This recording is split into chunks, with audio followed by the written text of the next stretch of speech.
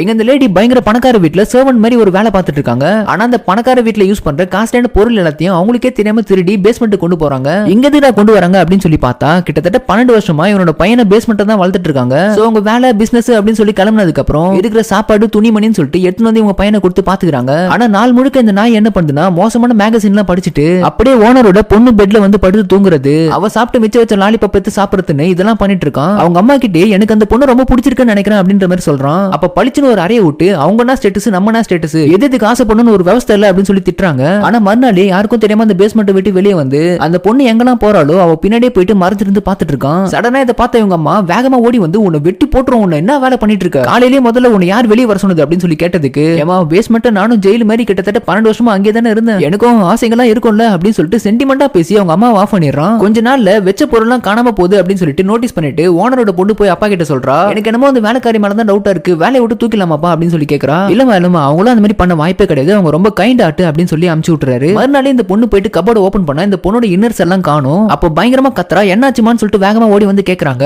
இவங்களும் எதுவும் தெரியாத மாதிரி அப்படியா அப்படின்னு சொல்லிட்டு கேட்டுக்கிறாங்க. அப்ப இவங்களோட பையன் பெட்டு கீழே ஒளிஞ்சிருக்கிறத பார்த்து பயங்கரமா நர்வஸ் ஆயிடுறாங்க. நீங்க எதை பார்த்து இப்ப ரொம்ப பயப்படுறீங்க அப்படின்னு சொல்லிட்டு கட்டில கீழே அந்த பொண்ணு குனிஞ்சு பார்க்கலாம்னு சொல்லிட்டு வரா பாருங்க. அப்ப அப்பாவுக்கு உடம்பு முடியல, உன்னை உடனே கூப்பிட்டாருன்னு சொல்லி டைவர்ட் பண்ணி விட்டுறா.